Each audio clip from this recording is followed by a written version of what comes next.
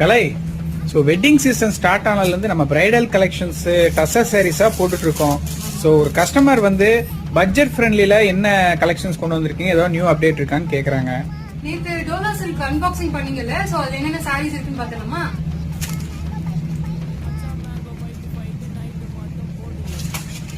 So இந்த சாரீஸ் எல்லாமே தான் வந்து நேத்து டோலா சில்க் பேக் வந்தது.